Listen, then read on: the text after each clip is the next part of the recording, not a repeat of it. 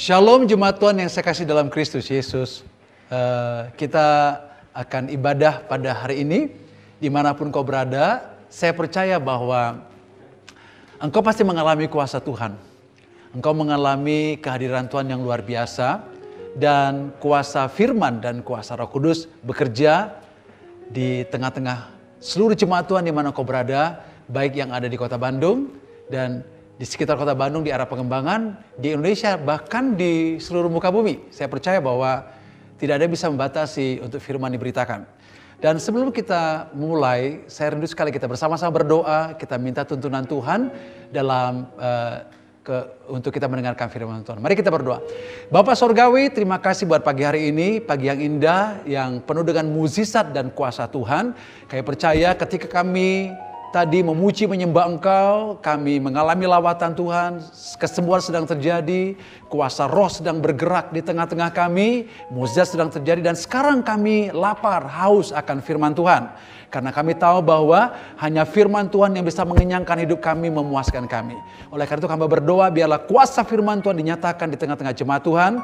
Dan urapi hambamu, urapi jemaat Tuhan yang hadir. Dan biarlah mereka boleh mengalami kesembuhan dan mengalami mukjizat Allah yang belum pernah mereka alami. Dimanapun mereka berada Tuhan. Karena pemberitaan firman-Mu pagi hari ini tidak bisa dibatas oleh tembok gedung ibadah tempat kami dan rumah kami. Tapi akan mengalir ke Indonesia dan ke bangsa-bangsa. Sehingga tempat-tempat yang mendengarkan Injil dipenuhi dengan kemuliaan Tuhan. Haleluya, terima kasih Bapa.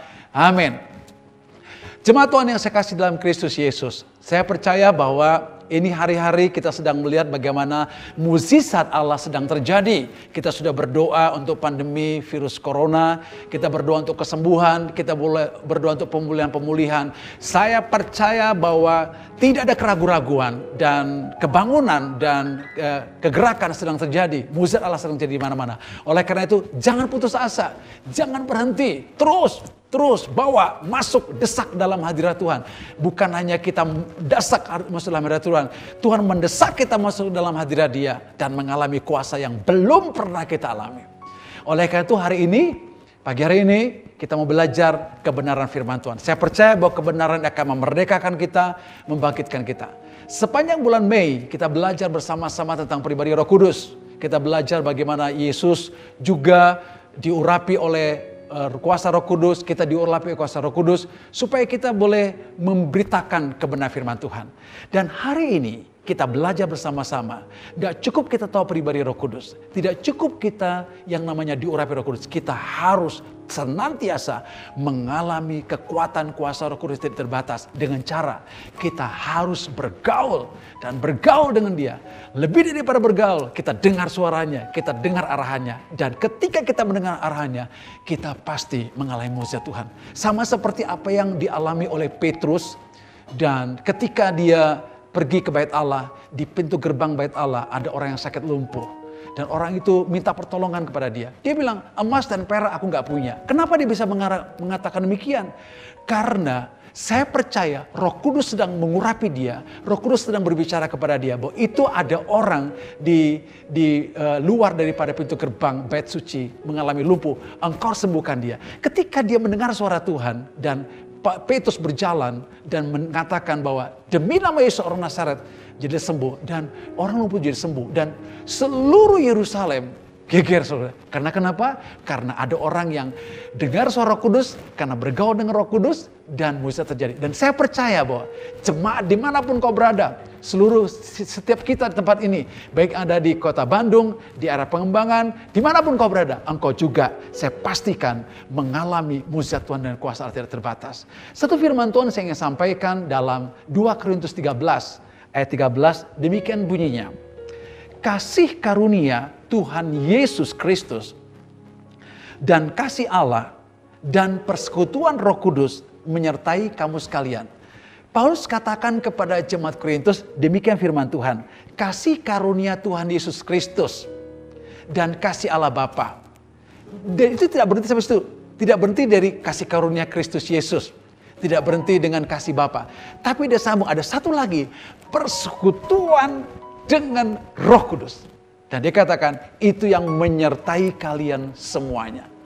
Kita punya Allah Tritunggal. Ya, Allah Tritunggal. di mana ada Allah Bapa, Allah Anak.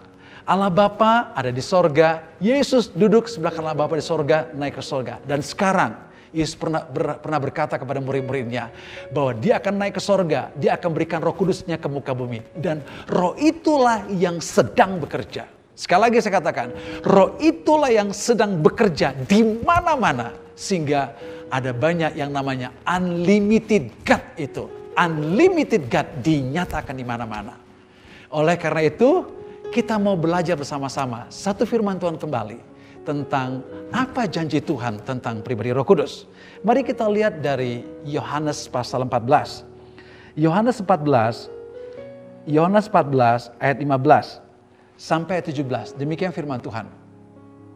Yesus menjanjikan penghibur.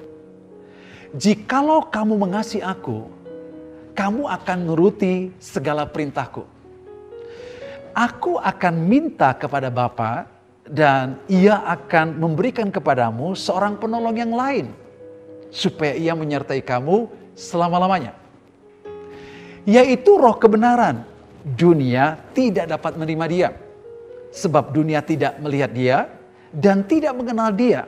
Tetapi kamu mengenal dia, sebab ia menyertai kamu dan akan diam di dalam kamu. Ini ayat luar biasa. Janji Tuhan Yesus. Makanya ketika Yesus punya janji kepada murid-muridnya, dia bilang, aku harus pergi ke sorga. Ngapain? Kalau nggak pergi ke sorga, maka penolong yang lain tidak ada dikirim ke muka bumi. Justru ketika Yesus hadir di muka bumi, seperti terbatas. Ketika dia ada di Kapernaum, dia tidak ada di Yerusalem. Ketika dia ada di Yerusalem, dia tidak ada tempat yang lain. Karena dia sebagai manusia terbatas. Tapi ketika Yesus naik ke sorga, dia berikan Roh Kudus. Maka Roh Kudus ada di Kapernaum, Roh Kudus juga ada di Yerusalem, ada di mana-mana. Ada di seluruh muka bumi, ada di tempat ini. Dan secara khusus, engkau yang sudah lahir baru percaya kepada Yesus, dia tinggal dalam dirimu. Kenapa itu harus terjadi? Yesus ingin membangun gerejanya, gereja yang penuh kuasa. Gereja yang punya kapasitas seperti dia. Gereja yang mengalami kepenuhan Kristus Yesus. Gereja yang merepresentasikan Kristus Yesus. Itu sebabnya dia berjanji dari Yohanes 14 ayat 15. Dia katakan, jikalau kamu mengasihi aku, kamu akan menuruti perintahku. Jadi yang utama dalam kehidupan yang Tuhan maksudkan dalam hidup kita adalah supaya kita semuanya, gereja Tuhan, mencintai Yesus, mengasihi Yesus. Saudara bertanya kepada saya, loh kalau gitu gimana orang dunia? Orang dunia bertobat percaya kepada Tuhan, tujuannya juga sama. Supaya mereka mencintai Yesus. Semua ciptaan Tuhan mencintai dia. Secara khusus gereja Tuhan, Tuhan katakan bahwa jikalau kau mengasihi aku, maka kamu akan menuruti perintahku. Apa itu perintah Tuhan? Perintah Tuhan adalah dari Matius pasal 22 ayat 37, 38, 39. Dia kata demikian. Hukum yang utama dan terutama, kasihlah Tuhan Allahmu dengan segenap hatimu, segenap jiwamu, segenap akal budimu. Dan hukum kedua yang sama seperti hukum pertama, kasihilah sama manusia seperti dirimu sendiri. Namun Allah tahu, namun Yesus tahu bahwa engkau dan saya tidak mampu untuk ikut kebenaran itu. Nggak mampu. Dengan cara melakukan kebenaran firman Tuhan. Dia tahu bahwa kita nggak mampu. Tetapi ketika dia tahu kita tidak mampu, dia bukan Allah yang berjanji tidak mengenapi. Dia bertanggung jawab. Dan apa tanggung jawab dia? Dia katakan begini, kalaupun kau tidak mampu untuk mengasihi aku dan menutup firmanku, tenang, jangan kau takut. Paulus pernah mengalami, dia katakan demikian, apa yang aku ingin kerjakan, ya timbullah hatiku kerjakan, tapi gak aku kerjakan, jadi aku bingung. Aku bingung tentang diriku, tapi dikatakan syukur kepada Allah dalam Kristus Yesus yang memberikan kemenangan kepadaku. Ketika Roh Kudus diberikan kepada kita, Yesus berkata, aku akan minta kepada Bapa supaya dia mengirimkan penolong yang lain. Supaya dia, Bapa, memberikan penolong yang lain. Untuk apa? Untuk apa? Supaya dengan penolong yang lain, dia berfungsi sebagai penolong. Maka dia dapat membuat kita mengasihi Tuhan Yesus dengan cara melakukan setiap kebenaran firman Tuhan. Itu sebabnya Yesus katakan, aku minta kepada Bapa supaya dia kirimkan seorang penolong yang lain. Dan di ayat 17, di ayat 16b dikatakan, supaya ia menyertai kamu selama-lamanya. Jadi dengan penyertaan Tuhan selama-lamanya, membuat engkau dan saya jadi berkemenangan bukan hari ini. Mengalami terobosan bukan hari ini saja. Mengalami kebangkitan bukan hari ini saja. Tapi dimanapun, kapanpun, mulai dari kita muda rohani sampai kita dewasa rohani, maka kita terus mengalami yang namanya penyertaan daripada penolong kita, yaitu Roh Kudus. Dan itu sebabnya kita dengar sebuah lagu dikatakan, penyertaanmu sempurna. Dia menyertai kita dalam diri kita. Internal our life. Bukan hanya internal tapi external our life. Dia juga bekerja di luar kita, saudara sekalian. Itu sebabnya di ayat 17 dia berkata, mari saya bacakan ayat 17. Demikian firman Tuhan, yaitu roh kebenaran. Dunia tidak dapat menerima dia, sebab dunia tidak melihat dia dan tidak mengenal dia. Tapi kamu mengenal dia, sebab dia menyertai kamu dan akan diam di dalam kamu. Ini keren, luar biasa. Sangat luar biasa maksud saya. Apanya luar biasa? Dia katakan ini, dunia tidak melihat dia. Dunia tidak menerima dia. Dunia tidak mengenal dia. Tapi dia katakan kepada murid-muridnya, tapi kamu kenal dia.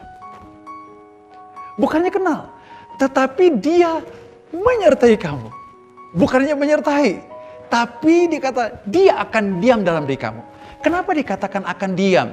Karena ketika Yesus menyampaikan janji itu kepada murid-muridnya, Roh Kudus belum dicurahkan.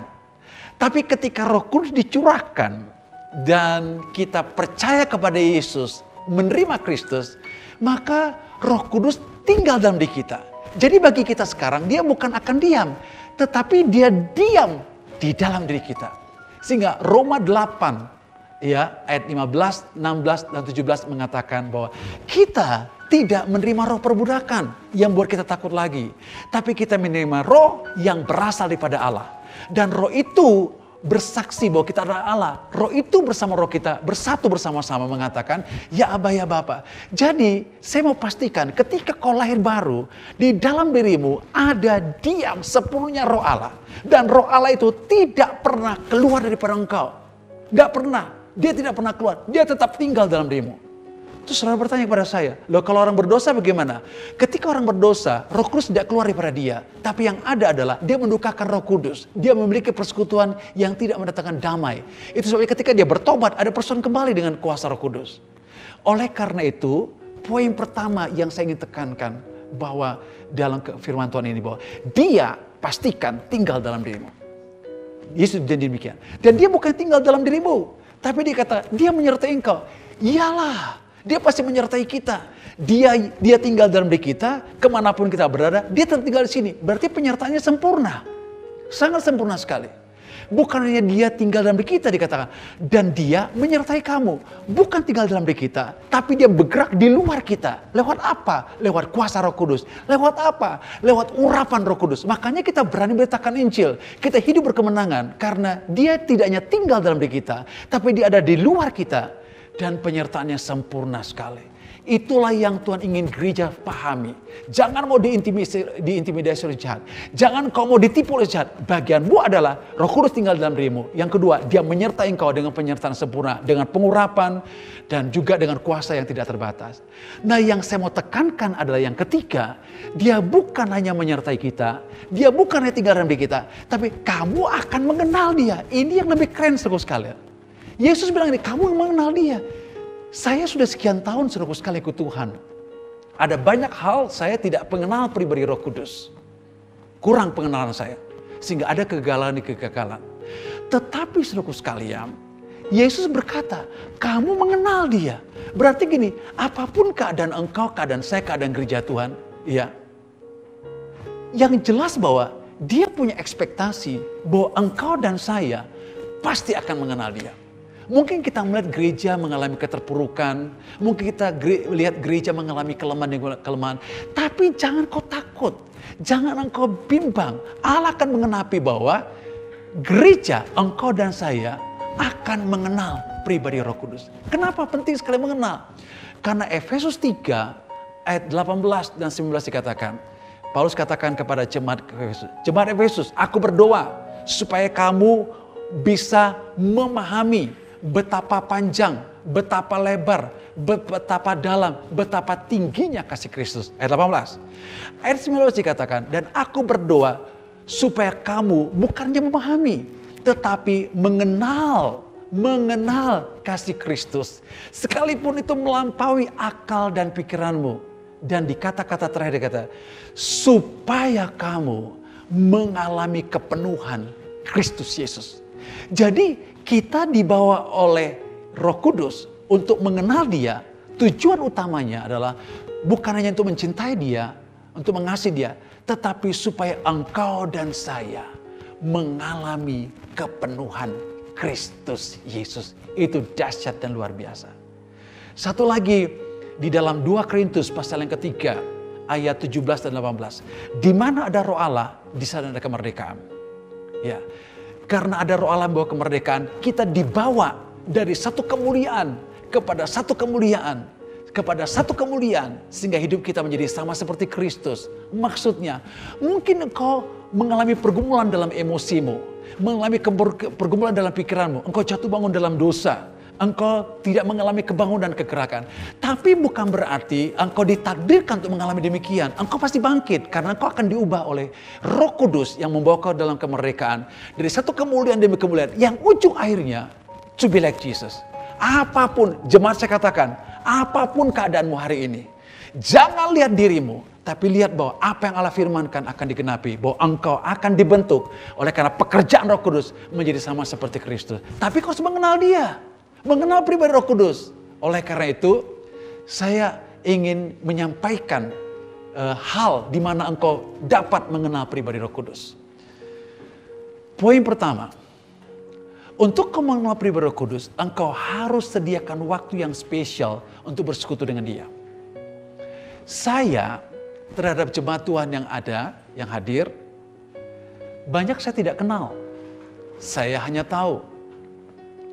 Saya dengan Bapak Presiden Jokowi juga saya tidak kenal dia. Saya hanya tahu dari berita-berita yang ada. Tapi terhadap istri saya bukan tahu. Saya kenal. Loh, kenapa saya kenal istri saya? Saya kenapa kenal anak-anak saya? Karena kami tinggal serumah. Kami bergaul, makan bersama, ngobrol bersama, curhat bersama, cerita bersama-sama. Ya wajarlah saya mengenal istri saya. Ya wajarlah saya mengenal anak-anak saya. Karena kenapa? Saya punya waktu yang banyak sekali untuk bersekutu dengan istri saya, bersekutu dengan anak-anak saya. Akibatnya saya mengenal istri saya mengenal anak-anak saya. Tapi kepada banyak orang saya nggak kenal, saya hanya tahu. Oleh karena itu poin pertama, untuk engkau mengenal pribadi Roh Kudus, engkau harus bergaul dengan Dia. Dan cara yang pertama, sediakan waktu yang spesial pada Dia. Yang kalau kita dengar sekarang adalah saat teduh, doa pribadi, penyembahan pribadi, apalah namanya. Tetapi itu adalah kesempatan bagi kita untuk bersekutu dengan Dia. Dan kemudian ketika kita bersekutu dengan Dia, dengan waktu, jangan pendek, waktu yang panjang. Apalagi dengan PSBB sekarang, ambil waktu ini, ambil kesempatan ini untuk kita lebih dalam lagi bersekutu dengan Roh Kudus. Dan saya percaya bahwa Roh Kudus sedang mendesak kita masuk dalam hadirat Tuhan, bersekutu dengan Dia sampai kali terakhir kita mendengarkan suaranya. Nah, poin kedua, ketika kita sudah sediakan waktu buat Dia, poin yang kedua, kita harus isi pikiran kita dengan firman Tuhan. Karena seringkali ada banyak kejadian, ada banyak keadaan yang menyebabkan pikiran kita berlawanan dengan keinginan Tuhan. Contoh, Tuhan katakan segala sesuatu pasti mendatangkan kebaikan bagi kita yang mengasihi Dia dengan semua yang kita hadapi. Tapi orang berkata demikian, mana kebaikannya? Mana kebaikannya? Dia pernah gagal dan trauma, sehingga dia nggak yakin akan firman Tuhan. Tetapi tolong jemaat Tuhan, Poin yang kedua yang saya sampaikan ini. Isi pikiranmu dengan firman Tuhan. Terus isi dengan firman Tuhan. Isi dengan firman Tuhan. Ketika diisi dengan firman Tuhan, pola pikirmu yang lama, kejadian kegagalan, emosimu yang bermasalah, dibersihkan dengan firman Tuhan. Dan ketika dibersihkan dengan firman Tuhan, engkau punya pikiran yang baru, punya perasaan yang baru. Nah, ketika Allah berbicara kepada engkau, engkau mengatakan, ya Tuhan, aku percaya. Ya Tuhan, terjadilah seperti yang kau inginkan. Ya Tuhan, aku percaya mukjizat pasti terjadi. Walaupun mata kita belum melihat keadaan yang menunjukkan ada mukjizat. Karena kenapa? Karena pikiran kita sudah sama dengan pikiran sorga. Oleh karena itu poin kedua, isi pikiranmu dengan firman Tuhan. Dan yang ketiga, ini praktis, kita praktekkan. Yang ketiga, kita berkata-kata dengan Roh Kudus. Karena dia adalah pribadi Allah. Dia pribadi Allah. Dia berkata-kata. Dia penolong. Dia penghibur. Dan dia memberitahukan hal-hal yang akan datang. Dia akan mengajar kita. Oleh karena itu, sangat luar biasa sekali. Ketika kita bersekutu dengan dia, sediakan waktu yang spesial. Pikiran kita dibersihkan dengan firman Tuhan. Dan poin lanjut yang harus kita pahami adalah, kita mulai katakan, Roh Kudus, tolonglah aku. Atau Roh Kudus, hiburkanlah aku. Atau kita katakan, Roh Kudus, aku baca firman-Mu. Ajarlah aku firman Tuhan. Roh Kudus, ini virus corona panjang waktunya. Saya nggak tahu bulan depan masalah sekolah, pekerjaan, rumah tangga dan sebagainya. Atau mungkin kau mengatakan bahwa saya nggak tahu bulan depan, tahun depan dan tahun yang akan datang. Saya juga nggak tahu. Tapi saya mau kasih tahu bahwa Roh Kudus katakan, Yesus katakan, firman Tuhan katakan bahwa Dia akan memberitahukan kepadamu hal-hal yang akan datang. Bukan hanya hari ini, hal akan datang. Itu sebabnya saudaraku sekalian, ketika dunia keadaan tidak menentu dengan pandemi virus corona ini, orang tanya, kapan selesai? Ada Mei, Juni, Agustus, akhir tahun juga belum jelas. Oh, tahun depan juga. Bagaimana keadaan ekonomi? Oh, enggak, tidak akan keadaan semakin baik. Apapun orang berusaha komentar, termasuk gereja Tuhan juga berkomentar, sehingga bermacam-macam komentarnya dan buat orang bingung, tidak bersinergi saudara sekalian. Tapi engkau jangan takut, dalam dirimu ada Roh Kudus terus berbicara. Maka demikian rupa engkau punya arahan daripada Dia. Engkau punya GPS yang memastikan bahwa bulan depan oke, 2 bulan lagi oke, akhir tahun oke, tahun depan oke. Dan itu pasti mendatangkan shalom dan damai sejahtera. Oleh karena itu yang terakhir, dalam bersekutu dengan Dia, maka kita berkata, Roh Kudus tolong aku. Roh Kudus pimpin aku. Roh Kudus urapi aku. Roh Kudus tolong aku. Sehingga dia katakan dalam Roma pasal 8:26, kita nggak tahu bagaimana cara berdoa. Tapi Roh Kudus akan menolong kita untuk berdoa dengan keluhan-keluhan tak terucapkan. Nggak ada orang yang pintar berdoa. Nggak ada orang bisa mengerti firman Tuhan. Kecuali ketika dia bergaul dengan Roh Kudus. Dan dikatakan, Roh Kudus urapi saya. Roh Kudus tolong saya. Atau dia katakan, Roh Kudus ajar saya. Roh Kudus tolong saya. Roh Kudus pimpin saya. Roh Kudus kuasai saya. Roh Kudus beri aku keberanian. Pada detik-detik engkau mengatakan, Roh Kudus tolong saya. Dia nggak jauh. Pada saat itulah kau akan mengalami pertolongan Tuhan. Pada saat itulah kau akan mengalami lawatan Tuhan. Saya nggak tahu apa yang kau alami hari-hari ini. Tapi saya percaya, mungkin kau sudah sebagai anak Tuhan, Roh Kudus dalam dirimu. Tapi pergaulanmu dengan Roh Kudus tidak matang, tidak lengkap. Atau kau punya banyak persoalan-persoalan, ada dosa yang melanda engkau. Sehingga engkau merasa terpuruk sekali. Tapi detik ini, saya katakan, detik ini, ketika engkau mendengar firman Tuhan ini, dimanapun kau berada, kau katakan, Roh Kudus tolong aku. Roh Kudus pimpin aku. Roh Kudus jamah aku. Roh Kudus lawat aku. Saya percaya, Dia segera akan melawat engkau. Dia segera akan menjamah engkau. Dia segera akan membangkitkan engkau. Tidak berlama-lama. Tidak berlama-lama. Oleh karena itu, saya rindu sekali. Sekali lagi saya ulangi. Mari kita sediakan waktu yang spesial. Yang kedua, mari kita juga membersihkan pikiran kita dari pikiran yang salah dengan kebenaran firman Tuhan. Dan mulai kita berkata-kata, bercakap-cakap dengan Roh Kudus. Dari pagi, sore, malam, 24 jam kita bercakap-cakap. Dan saya percaya, apa yang pernah dialami oleh gereja mula-mula, ketika Paulus di penjara dan gereja mula-mula mereka berdoa.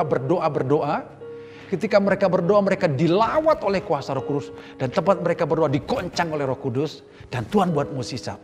Sehingga Paulus yang masuk di penjara yang paling dalam, ada rantai yang kuat membelenggu dia. Oleh karena pekerjaan kuasa Roh Kudus pakai malaikat Tuhan. Mengeluarkan dia dari tempat yang penjara yang dalam sekali. Pintu pertama, kedua, ketiga, sampai keluar. Di luar dia kaget sekali. Ternyata dia sudah dilepaskan. Bukan karena kekuatan dia, bukan kuasa dia. Karena gereja mula-mula berdoa sungguh-sungguh. Yang kedua, yang lanjut adalah bahwa Petrus betul dengar-dengaran suara Kudus. Ketika Petrus dipimpin oleh malaikat untuk dia keluar, dia tidak banyak bertanya A, B, C sampai Z. Dia kerjakan. Dan mukjizat Tuhan terjadi. Nah, saya percaya sekali ketika kita bergaul dengan Tuhan, mukjizat Allah yang pernah dialami oleh gereja mula-mula, itu juga segera akan kita alami. Salah satu contoh lagi, pertobatan yang dialami oleh Sida-Sida Ethiopia. Ketika Sida Ethiopia berjalan dan kemudian dia tidak mengerti kebenaran, tetapi Allah bicara, Roh Kudus bicara kepada Filipus, datang dekati Sida-Sida Ethiopia. Dan ketika didekati, Injil diberitakan. Sida-Sida Ethiopia bertobat terus sekalian. Luar biasa. Saya percaya kalau mungkin gereja dimanapun kau berada, kehilangan hal ini. Saya percaya gereja akhir zaman, Tuhan akan bangkitkan untuk mengalami ini. Akan mengalami ini. Bahkan ketika jemaat di Antioquia, para leader berdoa, berpuasa bersama-sama. Dan ketika mereka berdoa, berpuasa bersama-sama, Roh Kudus berkata, khususkanlah Barnabas dan Saulus untuk tugas yang kukhususkan buat mereka. Ya, wajar mereka pergi seru sekalian. Karena ketika mereka berdoa, Roh Kudus berbicara. Ketika Roh Kudus berbicara, dikatakan, khususkanlah Barnabas dan Silas. Saya percaya ketika kau berdoa bersama-sama, bukan hanya dapat impresi Roh Kudus, bukan hanya dapat penglihatan, tetapi ada suara Tuhan, suara Roh Kudus yang sangat luar biasa, yang memastikan engkau apa yang harus kau kerjakan di masa pandemi virus corona ini. Dalam pekerjaan, dalam bisnismu. Makanya saya katakan, para bisnismen, para pengusaha, jangan kau takut, jangan kau bimbang dan kau ragu. Bangkit dalam kuasa Roh Kudus. Ambil waktu bersekutu dengan Roh Kudus dan dengarkan suaranya. Maka engkau akan mengalami terobosan dalam bisnismu, dalam usahamu. Juga keluarga-keluarga. Ketika kau mengalami terpuruk ekonomimu, karena pengaruh karena pandemi virus corona ini. Jangan kau takut, dengan suara Roh Kudus, dengan arahan dia. Maka ketika kau dengar arahannya, kau melangkah, mukjizat terjadi. Itu sebabnya dalam Kisah Rasul pasal 13, dan pasal ayat 4, Kisah Rasul 13 ayat 4 dikatakan, mereka pergi memberitakan Injil. Kenapa? Karena disuruh Roh Kudus berbicara. Dan mereka katakan, karena disuruh Roh Kudus, mereka berangkat untuk pergi beritakan Injil. Saya percaya akan ada banyak semua jemaat Tuhan akan berangkat beritakan Injil. Akan berangkat beritakan Injil lewat media-media massa. Melihat gadget dan sebagainya. Terus bergerak. Dan kita melihat kemuliaan Tuhan. Dan saya punya keyakinan, apa yang Allah pernah kerjakan di Kisah Rasul, tulisan yang luar biasa karena pekerjaan Roh Kudus, itu akan terjadi pada hari-hari terakhir melalui engkau dan saya, yaitu gereja akhir zaman. Dan janji Tuhan, gereja akhir zaman akan lebih cemerlang dibandingkan dengan gereja yang mula-mula. Sebagai contoh, virus ini terjadi, ekonomi bangsa-bangsa digoncangkan. Tapi Tuhan katakan, aku akan menggoncangkan bangsa-bangsa. Supaya ekonomi bangsa-bangsa, harta bangsa-bangsa datang ke rumah Tuhan. Untuk apa datang ke rumah Tuhan? Supaya pembangunan rumah Tuhan bisa diselesaikan pada hari-hari terakhir ini. Engkau dan saya dan seluruh jemaat Tuhan dimanapun kau berada, kita telah menjadi orang-orang yang merealisasikan, mengenapi kerinduan dan isi hati Allah. Sehingga kita akan mengalami hal di mana bukan hanya tahu kehendak Allah. Bukan hanya kita tahu dia tinggal dalam kita. Dia menyertai kita, kita mengenal dia. Kali yang terakhir, kita mengenal isi hati, detak jantung Tuhan. Dan hanya isi hati Tuhan yang kita ketahuilah yang memampukan kita keluar daripada krisis yang terjadi ini dengan kemenangan yang luar biasa. Oleh karena itu, saya berdoa supaya kau mengalami persekutuan dengan Roh Kudus yang sangat intim, yang manis dan indah dengar suaranya. Setelah kau mengalami, terima Yesus dan dibaptis oleh kuasa Roh Kudus. Nantikanlah dan waktu-waktu ini Roh Kudus mendatangi engkau, Roh Kudus melawati engkau, dan engkau mengalami kuasa yang tidak terbatas. Haleluya, pasti Tuhan yang memberkati engkau semuanya. Haleluya, amin. Mari kita berdoa bersama-sama. Bapa Sorgawi, terima kasih buat firman-Mu. Kami tahu bahwa firman-Mu ya dan amin. Dan aku percaya bahwa Roh Kudus sedang bekerja, kuasa firman sedang bekerja, membangkitkan gereja-Mu. Bukan hanya seperti gereja mula-mula, tapi lebih daripada gereja mula-mula, yaitu gereja akhir zaman yang berjalan dengan kekuatan kuasa Tuhan yang tidak terbatas. Aku berdoa supaya Tuhan menjamah, melawat seluruh jemaat Tuhan dimanapun mereka berada. Mereka mengalami persekutuan, mengalami jamahan kuasa Roh Kudus yang belum pernah mereka alami semua sebelumnya, sehingga mereka alami terobosan. Terima kasih Bapak Surgawi. Jemaat Tuhan, kalau ada di antara engkau yang belum percaya dengan Roh Kudus, belum terima Roh Kudus, belum terima Yesus Kristus, dan kau nggak yakin akan keselamatan oleh karena kuasa dari Yesus, saya ingin berdoa supaya engkau hari ini, detik ini mengalami zaman kuasa Tuhan. Dan kalau kau belum pernah mengundang dia, saya mengajak engkau untuk mengundang dia tinggal dalam hatimu. Kalau engkau rindu, angkat tangan kananmu dan saya ingin mengajak kau berdoa bersama-sama saya. Mari kita berdoa. Bapa Sorgawi, aku berdoa supaya ketika aku berdosa, Tuhan mengampuni aku. Aku mengaku bahwa aku adalah orang berdosa. Dan sucikanlah dosaku, bersihkanlah dosaku oleh karena kuasa kematian dan kebangkitan Yesus. Dan hari ini, aku mengundang engkau Yesus masuk dalam hatiku. Aku mengundang Roh Kudus tinggal dalam hatiku. Dan dalam nama Tuhan Yesus, biarlah Tuhan aku mengalami angin segar. Kuasa Roh Kudus yang bekerja dalam diriku, yang memperbarui hidupku. Terima kasih Bapak Sorgawi, dalam nama Yesus terima kasih. Terima kasih. Bapak, aku juga berdoa, kalau ada di antara saudara-saudaraku sekalian, engkau menderita sakit penyakit, atau engkau dibelenggu oleh si jahat, engkau diikat oleh kuasa-kuasa jahat dan kebiasaan buruk, angkat tangan kananmu. Saya ingin berdoa buat engkau. Bapak Sorgawi, dalam nama Tuhan Yesus Kristus, seluruh jemaat Tuhan yang sakit di rumah atau di rumah sakit, dimanapun mereka berada Tuhan, segala roh keputusasaan, roh keraguan-raguan, aku cabut semuanya. Dan aku berdoa supaya kuasa Roh Kudus menjamah mereka. Oleh karena bilur Yesus, jemaat Tuhan yang sakit, dimanapun mereka berada, ketika mereka mendengar firman Tuhan, mereka mengalami mukjizat kesembuhan dalam nama Yesus Kristus. Bapak, aku berdoa buat jemaat Tuhan yang mengalami keterikatan, pergumulan dalam ekonomi. Demi nama Tuhan Yesus, lepaskan mereka daripada semuanya itu. Bukan dengan jalan-jalan Tuhan, bukan dengan jalan-jalan mereka, tapi dengan jalan-jalan daripada Tuhan. Aku juga berdoa Tuhan, dalam nama Tuhan Yesus Kristus.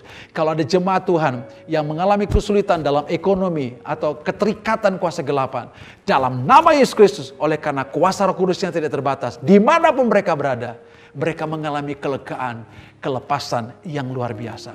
Sekali lagi, terima kasih Bapak Surgawi. Aku berdoa buat Indonesia. Berkati Indonesia, jamah Indonesia, supaya mengalami mukjizat Allah. Pemerintah kami, Presiden, Wakil Presiden, dan seluruh aparat-aparat pemerintah kami, juga aparat kesehatan pemerintah kami Tuhan. Supaya Tuhan jamah, Tuhan lawat, supaya dengan hikmat dari Tuhan, mereka boleh bergandengan tangan bersama-sama dengan kami untuk boleh Indonesia melewati pandemi virus corona ini lebih daripada pemenang, dengan damai sejahtera daripada Tuhan. Terima kasih Bapak Sorgawi buat lawatanmu, buat kuasamu, buat curahanmu, angin kuasa Roh Kudusmu yang sedang bekerja, sehingga seluruh jemaat Tuhan boleh mengalami ketidakterbatasan kuasa Roh Kudus yang belum pernah mereka alami, mereka saksikan, mereka alami.